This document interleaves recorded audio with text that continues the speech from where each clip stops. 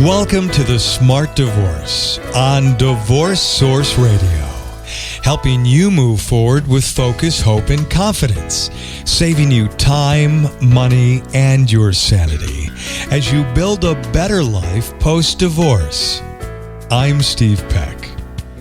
Deborah Moskovitch, divorce consultant, educator, and author of The Smart Divorce, brings you the leading experts and researchers in the divorce arena. We'll also be speaking with those in the trenches, people who've learned from their divorce and how their experience has changed their lives. And they would tell you for the better.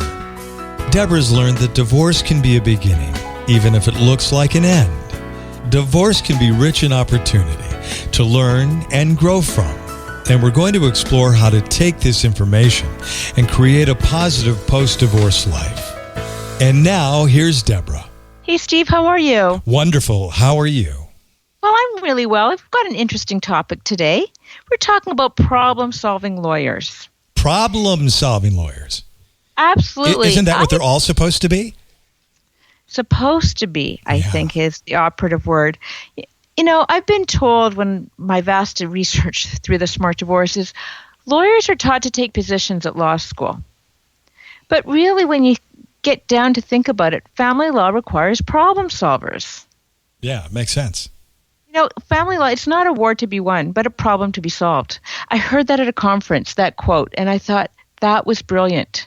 Yeah, I like it. So let's talk to the lawyer who is going to help us, and that's Mark Baer. He's a family law lawyer, mediator, collaborative law lawyer. I mean, he's got all the thinking in terms of what problem solving really means, and he's been practicing for over 20 years. So he's got the expertise to share his thoughts on being that problem solving lawyer. And he's really well read too. Like he's done his research. I read many articles that he's written, which is how I found him. Mm-hmm. And what I like is that he gets people to think. Like when you're going through a divorce, you don't want people making the decisions for you. No. You want to understand those decisions that you're making. Of course, your lawyer is going to set out all the options. Mm-hmm. But at the end of the day, you are the one that's living with the decisions. Your lawyer moves on to the next file. Right. But you're the one that's living with the decisions of that divorce. Mm-hmm. Tough time to make those important decisions when you're under emotional duress. And that's why the consult is so important, so that you're finding the lawyer that has that same vision as you. And I really like the way that Mark thinks in terms of problem solving and not a conflict creator. All right, well, let's get him on. Mark Baer, welcome to The Smart Divorce on Divorce Source Radio.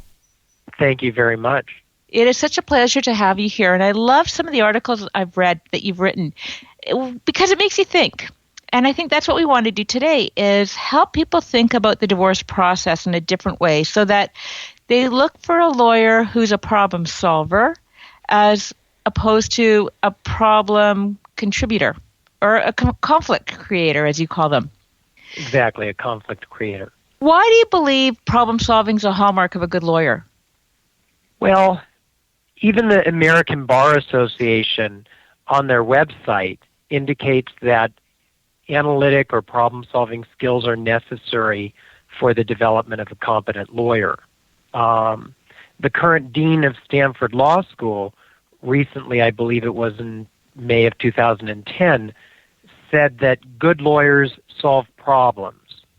And when you think about it, the only reason that a client goes to see a lawyer is because they have a problem. So therefore, if that's the case, lawyers are supposed to solve problems. That's the essence of a lawyer. Good point. When it comes to litigation, there are some that would say that lawyers help keep the conflict alive. So what should people look for then when they're looking for a lawyer and they know that they have to go to court? Well, I don't know that they necessarily have to go to court. So I guess the two things don't necessarily go hand in hand. They may end up having to go to court, but in my mind, that's the last place that somebody wants to be in a family law dynamic.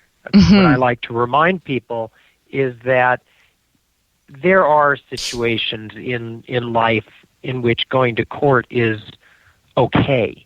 But if you have a next-door neighbor, for example, and you have a dispute with them, and you decide to litigate that dispute, who is really the winner and who's the loser? I mean, somebody might finish this thing and end up being the quote-unquote winner in court. But the reality is that unless the end result is that the next-door neighbors are no longer living next door to each other, is there really a winner? I mean, is that good, quote-unquote, feng shui? That's bad energy forever. For real. And if you're for real, and if you're dealing with a family dynamic, that isn't even a situation of just a next-door neighbor. You're dealing with a situation in which you have a mother and a father and children. And it doesn't matter if the children are 50 years old, because the reality is what that means is that the children who are 50 got used to their parents being a unit. And so to ignore the fact that by getting the divorce, they are no longer a unit, and thinking that this is not going to be stressful to the children is ridiculous. So it's just a question of degree and differences in terms of how people perceive it and deal with it if they're 50 years old or if they're 5. Mm-hmm. But good point. if you're no longer going to be a unit, what happens, for instance, when the 50-year-old was used to having his parents or her parents go to his or her holiday party, Thanksgiving, whatever event, and they went together, and that child has children of their own. Now, they're either going to pick favorites or they're going to alternate, and it's my view that if people handled things in a less destructive way, they wouldn't have to hide from one another forever. They could be in the same room together for a Thanksgiving, let alone in the same stadium at the same time. So then how do you help a high conflict couple see that? You know, a couple that's divorcing, they're fairly amicable, they get it. But a high conflict couple, what do you explain to your high conflict client? Well, first of all, I want to deal with the issue of the term high conflict, because that's a term that's thrown around all the time. And I guess at what point does somebody go from being a conflict to a high conflict situation? I dare say that I think that a lot of that, the high conflict situation, is caused by what happens at the beginning of the end of the relationship or the marriage. And I think it's that causes something to go from whatever the conflict was, if any, to a high conflict situation. And I know a gentleman who is not a lawyer. He deals with people from a mental health standpoint, and he's referred cases by the courts when there are high conflict situations and it's gotten to the point where the children are now suicidal because of what their parents are doing. And I've heard him speak, and he has said that on each and every occasion, he asks those parents, who have, by the way, not gone through just one lawyer each typically, but several, and he asked them if they had ever heard about the possibility of mediating a family law situation or doing a collaborative divorce or some other form of consensual dispute resolution. And every single time, according to him, they have told him that the first time they learned of such options were from him. Wow, that's shocking. That's really shocking to me. And we as lawyers are obligated to give our clients, we are ethically obligated to give our clients the different options available. And clearly, that's not happening. So the reality is, as I like to say, the way in which you choose to start the end of your relationship is going to determine how functional or dysfunctional your family will be from that point forward. And I think, but I can't say all the time, and clearly I would be wrong if I did say this happened all the time, but clearly the high conflict situations are caused by people going to lawyers who don't give them the options and choose instead to direct their clients to the one thing they know, which is litigating, which is destructive to families, and whatever the situation is that exists at that time, it's going to go nowhere but up in terms of the conflict. Right. But you know what they say in family law, and probably in any kind of law, people tend to look for the type of lawyer that represents their personality. So if you have an individual who's very controlling, chances are they're going to look for a lawyer who's controlling. Like whatever those personality types are, and the issues in the marriage seem to play out throughout the divorce. I'm not going to disagree with you that people look for a lawyer who has similar personality traits. In fact, I've written about that. I think that if one of the reasons that people switch lawyers is because they hire a lawyer, for instance, who happens to be more of a rational, logical, reasonable person, and they're not. And when and this is going to do nothing but set up a possible problem between the two of them, because the client doesn't want necessarily to hear any kind of logic or reason. So there the conflict occurs, right. and vice versa. But a lot of that also has to do, at least in the family law arena, with their mental state at that point. Because the reality is, and I've written about this, the reality is that studies were done by the psychological or mental health community a long time ago, back in the late 60s or early 70s, wherein it was found that the highest level of stress that anybody could experience in their life was the death of a spouse that they were happily married to, or the death of a child. Right. And absent that, the next highest level of stress is divorce. And it doesn't matter if they've been separated from each other for a couple of years and now they're getting divorced, it is still the next highest level of stress. And so to ignore that fact is ignorant. And so if somebody's at that level, and if they've never lost a spouse to death or a child to death, this is the highest level of stress that they've ever experienced in their lifetime. So let's not ignore that fact, and let's try to deal with it in a constructive way. And I think if you're helping people either on your own because you understand human nature and you recognize that they're suffering from this level of stress, because they always are, or you bring in mental health professionals, not necessarily for therapy, although that wouldn't necessarily be a bad idea. I'm talking about coaching, even if it's not in a collaborative divorce situation, to help people process their emotions in a constructive way. I don't think that people, if they get it, want to cause all the damage that they're going to cause by doing what it is that they think they want.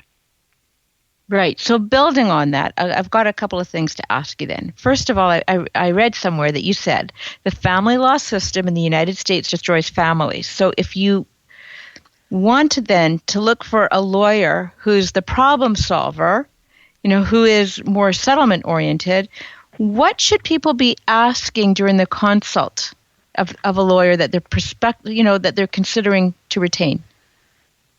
It's an interesting thing. People want to come in for a consultation with a lawyer, and they want to tell the lawyer what their problem is, and they want to hear from the lawyer what the answer to that problem is going to be, or what the lawyer thinks is going to turn out to be the result.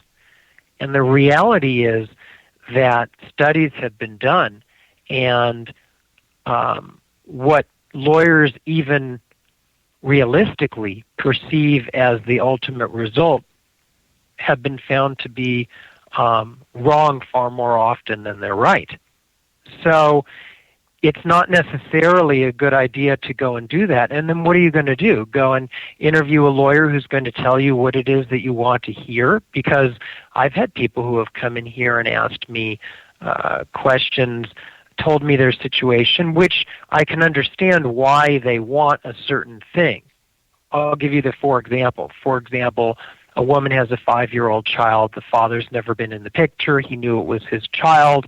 She never pursued him for child support. He never visited the kid. And then all of a sudden she realizes that she's been rather foolish because she could get child support and he is the parent. And so she goes to the Department of Child Support Services, gets a child support order, and all of a sudden the father comes out from the woodwork and says he wants to have visitation. Now, it doesn't take a genius to figure out his motives there. I mean, he wasn't interested in the child in the first place.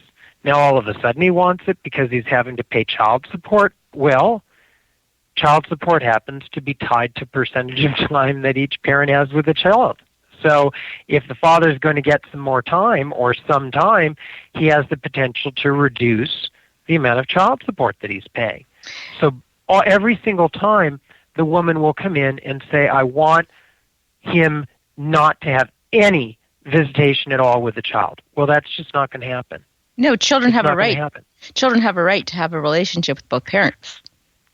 The research bears out that absent very unusual circumstances, children are better off having a relationship with both of their parents. So I understand where the woman is coming from in that instance, but she's not going to win on it. Right. Now, the fact that every single time in my career that I have said that to a person who came in here with those circumstances, I have never been hired, leads me to conclude that somebody, and it can't possibly be the same one person, is telling them what they want to hear. But when they're ultimately going to court and pursuing I want the father never to have any visitation, there's no way on earth they're getting it. So they're just hiring the lawyer who's telling them what it is that they want to hear. And I'm suggesting that people not do that, and that instead they interview a lawyer by asking different questions, not about their case. If they're asking about their case, that's asking the lawyer for what it is he gets paid for a living, to analyze their case. That's not a free consultation, even if the lawyer gives free consultations. At least for me, I won't give a free consultation on that kind of stuff. Plus, how would I know what the ultimate result is? Each judge has a lot of discretion, and not everything is so cut and dry. Okay, so what should someone be asking? So they go in for and by the way, I agree with you. That's what I wrote in the Smart Divorce, is that if a lawyer is telling you everything you want to hear, run the other way. So, and that's from a lot of research that I did with many, many lawyers across North America. So lawyers don't always agree on everything, but there are a couple of things that they do agree with, and that's one of the things that they do say is if somebody's telling you everything you want to hear, then that's not the lawyer that's going to work in your best interest. Maybe that's why people switch attorneys so often, right? You know, the guy offered them everything, they didn't get it, so they're on to number 2 and then 3. Or they have their own agenda. Right, but what they're not going to... Oh, I'm sorry. Sorry, well, they also have their own agendas. Like, they also have their own goals and objectives, and they're not realistic. So they're going to keep on going to the lawyer that's going to help them achieve those, think that that's going to help them achieve those unrealistic objectives, either getting support at X amount or whatever it is. Those are the lawyers, I think, that really are not settlement oriented. They just want the battle. And I think those are probably lawyers that give you lawyers a bad name. I don't disagree. And I haven't had the people who didn't come here at the beginning when I told them what they didn't want to hear. For example, going back to the child support situation with the father who's asking for custody, it's not like at some point in the future they find out that they didn't get what they had wanted from the other lawyer, and in fact I had told them what was really going to happen, and they're going to come back here. They're not, because they're embarrassed. Yeah. So Mark, in terms of what we were discussing earlier then, finding a lawyer who is the problem solver, what should people really be asking then? Rather than just, here are the facts for my case, as you were saying, in terms of the consult, what should people really ask the lawyer? Well, I think that what I didn't put in my article, but one of the most important things that I think a client needs to find out from the lawyer, if the client, for instance, has children, is basically what's happened in a lot of the family situations that they've handled, in the sense that, and again, the lawyer can tell them whatever it is that the lawyer wants to tell them, so they should validate this possibly by getting references. But they should be asking, are the parents, after you're finished, very often able to go to family functions together with their children? That might be an interesting question to ask. Go ahead. Sorry about that. I guess that's the type of resolution you're looking for, the dispute resolution. You're more likely to attend a function if you mediate as opposed to arbitrating or litigating. No, I won't necessarily say that. I handle things that aren't mediated or litigated, and if they're handled in a constructive way, without motions being filed with court and a judge making a decision, things can be resolved in a non-adversarial manner, even though we're some formal type of consensual dispute resolution. So I don't know that that's true. I think that I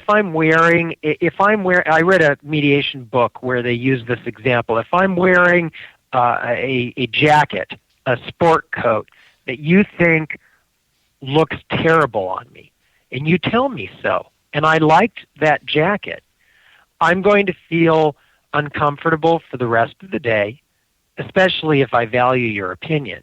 And I'm going to put that jacket in the closet in the future, and when I'm figuring out what I'm going to wear every morning, when I go in that closet, I'm going to look at that jacket, and chances I'm going to remember what it is that you said. And I may not, probably won't, take that jacket out. And I will remember what you said, and when I think of you, see you, talk to you, I'm going to remember that I don't wear my jacket that I used to wear and like because of what you said. But if somebody makes a character assassination against me, it's not the same, because I can give my jacket to a charity, to somebody else, burn it, throw it away, leave it in the closet, never have to wear it again. It's a piece of clothing. But a character assassination, and think about what it is that's being submitted to the court. You're basically assassinating the other person's character in order to get what it is that you want, and you're embellishing, oftentimes making stuff up, certainly like making it worse than it was, bringing up things that were okay during the marriage, and all of a sudden now you're going to use it against your spouse, and painting yourself to look like the innocent victim who never did anything wrong. And the other side is doing the same. You can't take that back. Right. Even if the case gets settled without going in front of a judge, you can't take that back. And even if a person is enlightened and capable at some point of forgiving their spouse for having done that, they will not forget. So, yeah, I hear you there.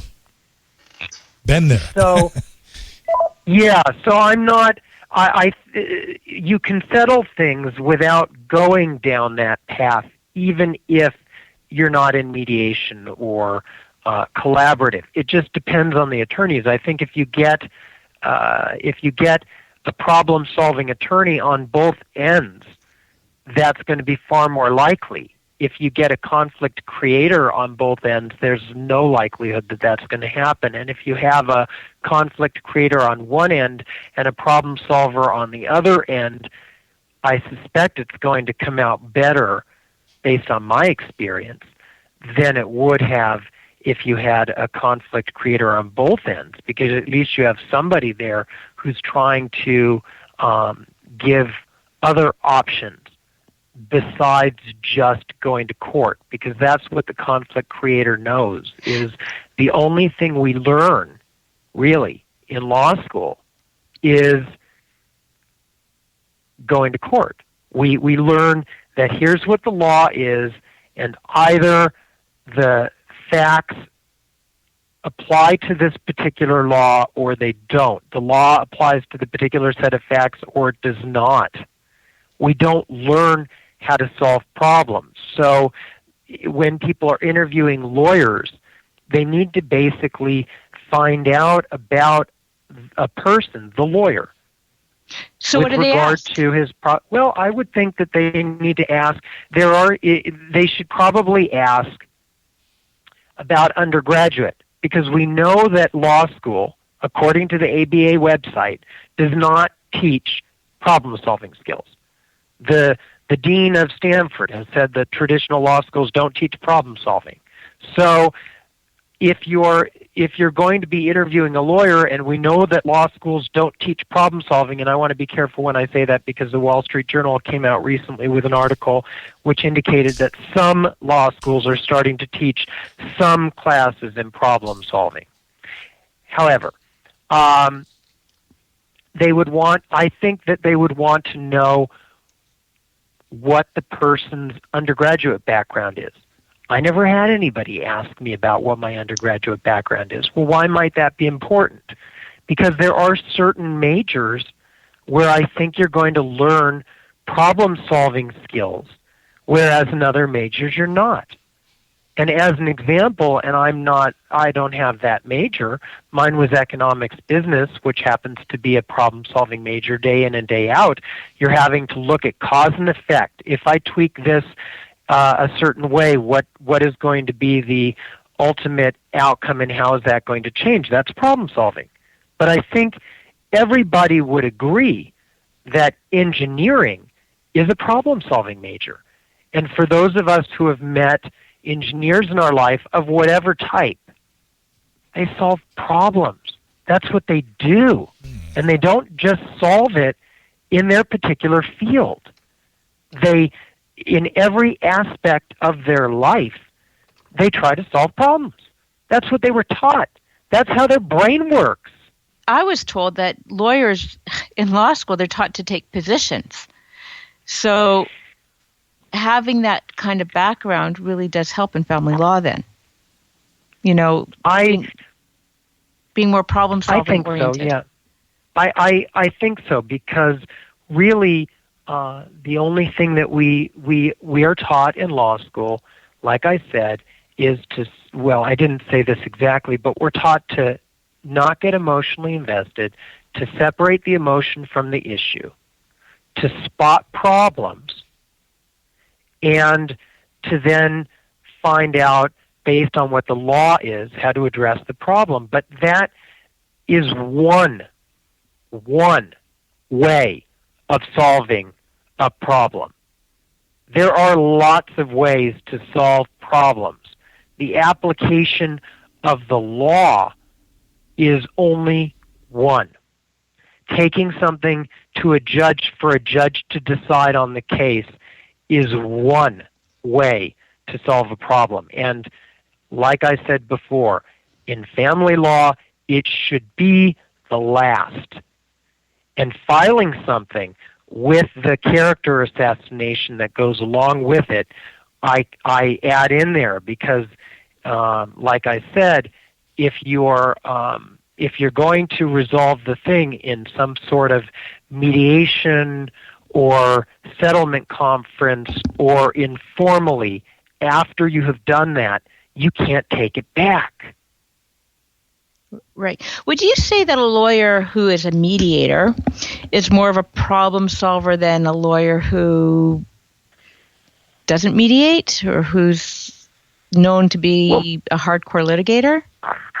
Mediation is a question that people would want to ask, is if the lawyer has received mediation training, because mediation is a problem-solving mechanism.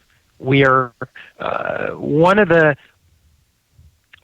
things about problem solving that's interesting is people, as we become more and more educated, we lose our creativity, and we only think of one way to solve a problem, even outside of law. And if you encourage people to come up with as many possible solutions to something that they can imagine, and maybe you have multiple people involved in that exercise, and you promise that you're not going to make judgment, then all of these options get thrown out. That's the creative part. You can encourage people to be creative if you encourage them to come up with a lot of different possible results. That's what we're taught in mediation. Then you use the logical part of your brain to analyze or evaluate the various options and to find out if all of them are feasible, and if so, which one is best suited for this particular situation, or possibly some of the options that the couple like the best aren't, when you put logic to it, they don't really work. So the evaluation of it is more of a left brain thing. And the creativity part, which is the brainstorming, which is taught in mediation, is the right brain part. And both parts of the brain should be functioning together to be doing the problem solving in family law, and I dare say in other things as well. Mm-hmm. But mediation, at least in California, it's not regulated. So somebody who left high school and didn't do particularly well could open up a office and say, I'm a mediator.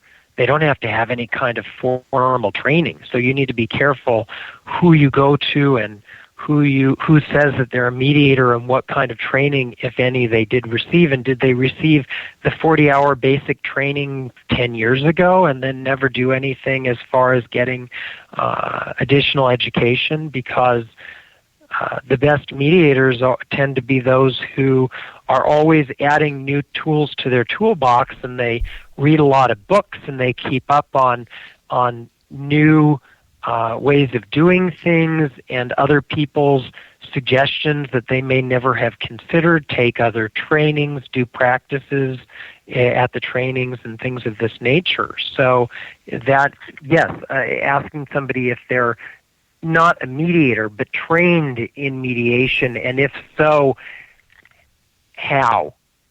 What courses have they taken? When have they taken? When did they take them? What have they done in this regard? Do they read books regularly on the process? Is more than just asking, do they do mediation or have they been trained in it?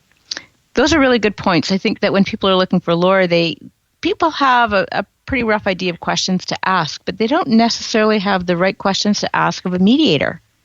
So I think that you've just raised awareness in terms of what people need to consider as well. And I think for a mediator, or even for a lawyer, Mark, what do you think?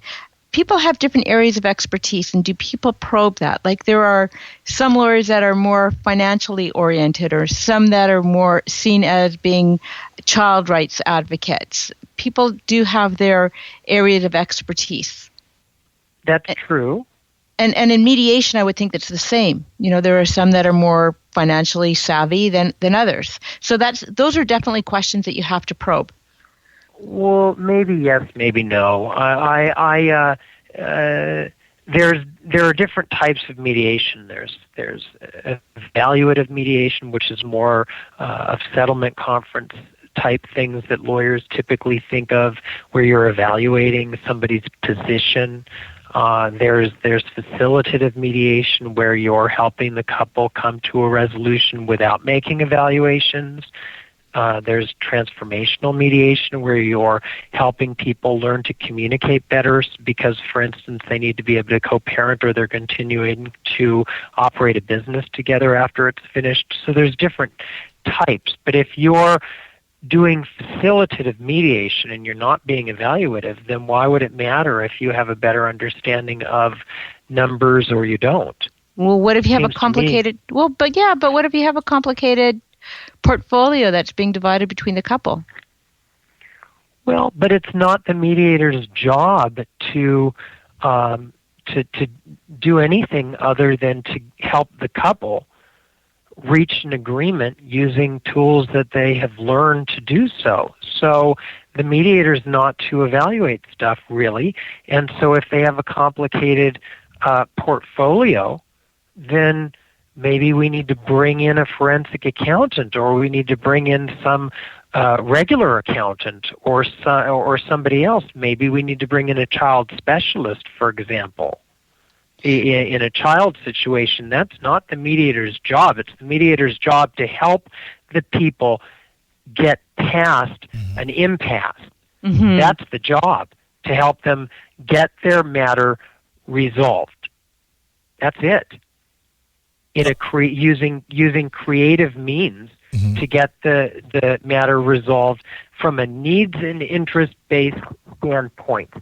And positions what people want are not their needs and interests. For example, if somebody goes into an estate planning attorney's office and calls them up and says, I want to have a will, in California at least, if the person owns real estate or has more than $100,000 of assets, chances are when they go into that lawyer's office, they're going to actually hire that lawyer for a living trust, not a will. So the person said, I want a will, they left with a living trust.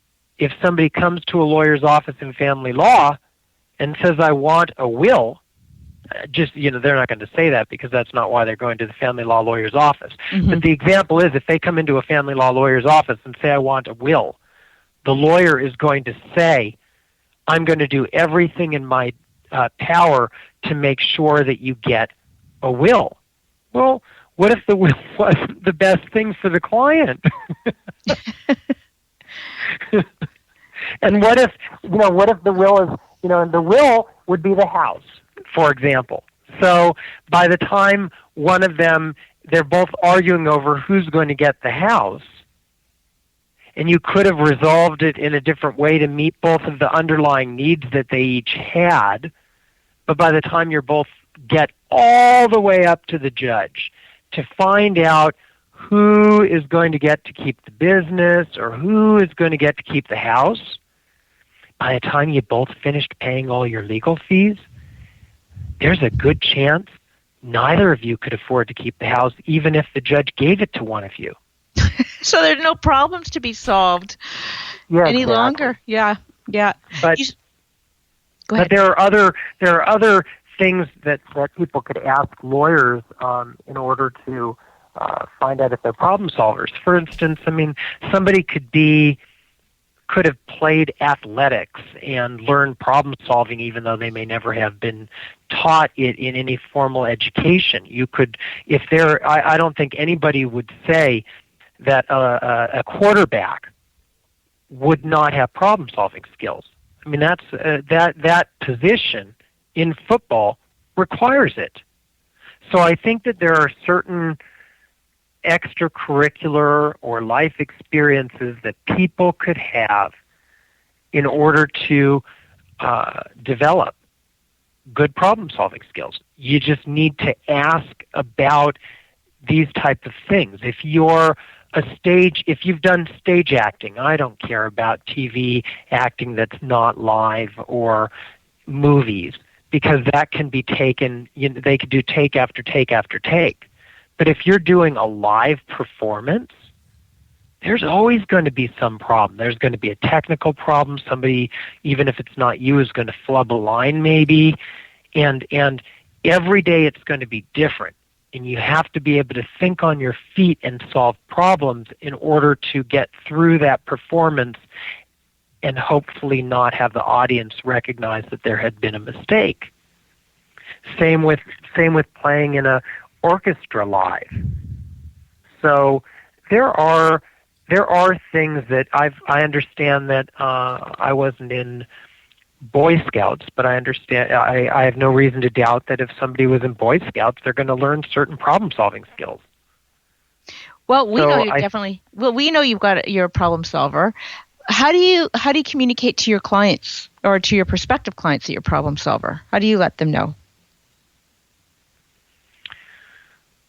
Well, when the person comes into my office, I'm basically from the very beginning trying to find out how I can help them solve their problems. In fact, there was an article that was written and published in the Pasadena Lawyer magazine that said that when somebody comes into my office, I'm not going to say I'm going to fight for you. I'm going to say, how can I help you solve your problem?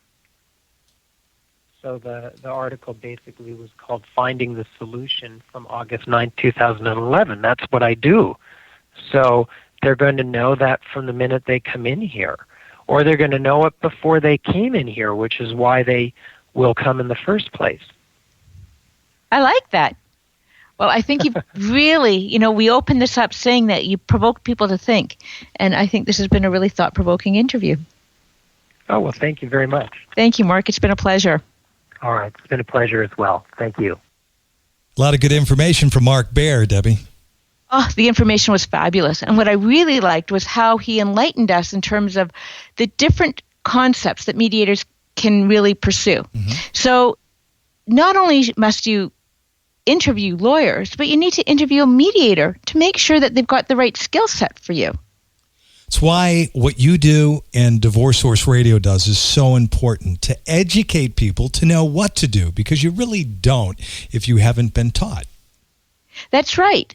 So, you've got to pull that dream divorce team together. So even if you've got the right lawyer, the right mediator, what about the right financial expert or the right parenting expert? Like, there's so many different people. And I think that Mark really helped us understand that, so that not everyone is going to have the expertise that you need. Like we talked about the mediator, and I said to him, well, if you've got a complicated portfolio, don't you want a mediator that's more financially savvy? And he said, no, that's not necessarily the case.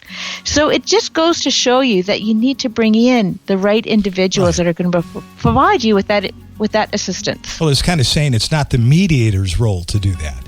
That's where the mediator can bring in other experts. And that's when it comes back to what you talked about, being that dream team that we all really need.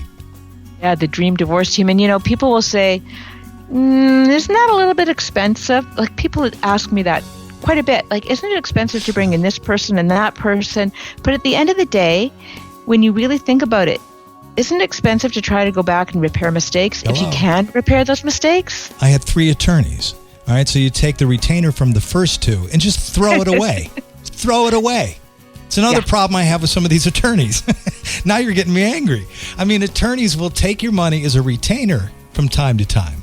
And if your relationship separates, you don't get all your money back. Now, some of the retainer agreements say that they will reimburse you, but I don't know if it's been your experience with some of your clients, but many I know didn't receive anything in return.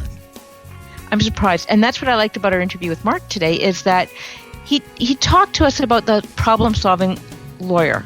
And I would think that those lawyers that aren't returning the retainer, are they more conflict creators? And I think that's a really good way of looking at it. So when you're looking for a lawyer to move through your divorce, and how do you want that relationship to unfold 5, 10, 20 years post-divorce, the type of lawyer you had is really going to make a difference. Is it someone that's going to help you achieve a more amicable divorce, or is it someone that's going to be help you with a more acrimonious divorce. Really something to consider. For sure. Well, another great show. If you'd like to write Debbie, you can write her direct. Where, Deb? Of course, it's info@thesmartdivorce.com. Thank you again, Deborah. Thank you. As always, I hope the program helped you. If you have a comment or question you'd like to ask us, we'd love to hear from you. You can leave us a voicemail on our listener line at area code 248-686-2256. Or drop us an email with your question or comment to divorcesourceradio@gmail.com. New programs are available every week on divorcesourceradio.com, as well as iTunes, BlackBerry, Stitcher, and all over the web. If you'd like to be notified when new programs are available, you can follow us on Twitter. Our follow word is Divorce Source. Also, if you're not listening from our website, I invite you to stop by divorcesourceradio.com, where you'll find a complete program archive. If you're looking for a specific subject, simply type it into our search engine, and chances are you'll find what you're looking for. We also have other resources available at our website as well. And while you're on our website, click on the Facebook icon and join the growing Divorce Source Radio Facebook community. Thanks for listening. Until next time, make it a great week and stay healthy. I'm Steve Peck.